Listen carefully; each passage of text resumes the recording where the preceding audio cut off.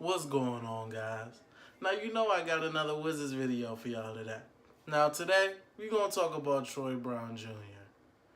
Now, should Troy Brown Jr. get some playing time in the regular season, or should he be G League bound?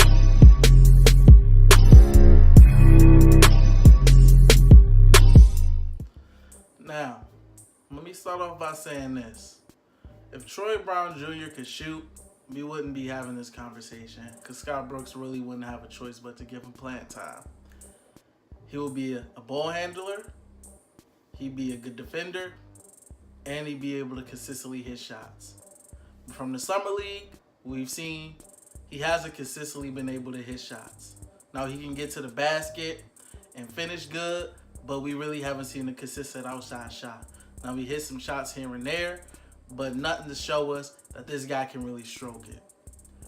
So, with that being said, me personally, I'm sending him to the go-go. Why am I sending him to the go-go?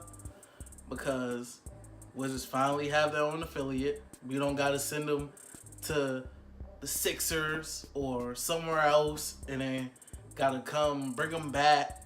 He right down the street. He running our system. Our trainers, everybody right down the street that'll help him, watch him, monitor him, watch him develop, watch him learn the system, watch him improve his game. I feel like that'll really help him. I feel like that'll be more beneficial to him rather than just sitting on the end of the bench, scrapping for minutes, waiting on an injury, waiting on a blowout. I feel like the go-go can really help him grow as a player, help him learn the game. It's a really good stepping stone. It's a good stepping stone in development for him. And if you say, if he go to the G League, he a bust. No, he's not. Just because he's a 15th pick and goes to the G League does not mean he's a bust. First of all, you got to look at the roster. You got to look where he can fit in.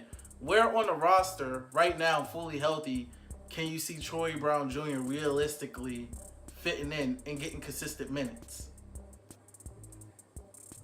Nowhere. Point guard, you got John, Austin, Satoransky. Shooting guard, you got Brad, Rivers, Satoransky. Austin Rivers and Satoransky, they like combo guards. They can play the one and they can play the two. The three, you got Oubre, you got Porter, you got Devin Robinson gonna be fighting with him, and then you have Brown. That's a lot of depth. Power forward, I really don't see him playing at the 4 because the kid can't really shoot. Until he can shoot, I don't even got him as a 4 option unless you surround him with shooters. Other than that, I don't really see him playing at the 4. So, what other option do you really have? I'd rather him be playing against other young prospects, learning the fundamentals, improving his game at a good pace instead of sitting down and watching. Now, it is good to sit down and watch. It is good to sit down and watch and watch from the sidelines and talk to Brad and Otto while they're on the bench, and pick their brains a little bit. But it's also very beneficial to get on-court, hands-on development. I can watch my mom drive the car all the time, but I'm not going to learn how to drive myself until I get behind the wheel. You see what I'm saying?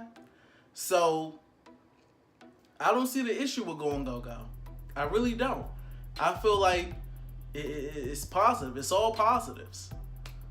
The kid is seeing consistent minutes. He's consistently learning the Wizards system, so if he has to be called up because of an injury, he knows what to run. He knows what to do. He's with the Wizards training staff. He's down the street. I don't see what the problem will be, and I feel like that's the best route for him to go rather than him just rotting his time away on the bench, at the end of the bench, getting blowout minutes, garbage time minutes. He can improve his ball handling. He can improve his shooting. He can go through all his struggles in the G League before he consistently start hitting the NBA. Training wheels, man. Before you started riding a bike 50 miles an hour down the road, you had training wheels when you was a kid. It's a development process. And that's the important part.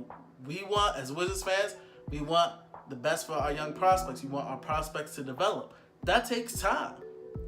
Not every young prospect is going to be Donovan Mitchell or Jason Tatum. Those are exceptions. Realistically, it's a process. You got to build players up to get where they are. And the Wizards aren't in a spot where they can just toss them in the lineup. They got depth. They got good players in front of them. So you build them up slowly. That's how you develop. You teach. You build them up. Then when they're ready for the big league, here you go. So that's my thoughts on Troy Brown Jr. I say send him to the capital city, go. And that's all. Message over.